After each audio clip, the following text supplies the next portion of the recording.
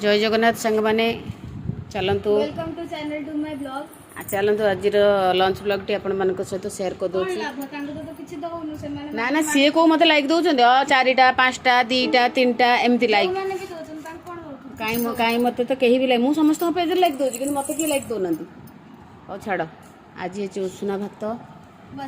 एटा से जो कही चटणी करथिले टिके थिला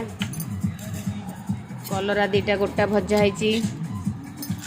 एटा हूँ कलम शाग भजा एटा छात पर कुंडरे पोती थी बाहर थिला जेतिकी शाग सेटा भजा है एटा हूँ कदली आलू मसला दिया कि कषा है कदली आलू एटा आटा हूँ डाली डाली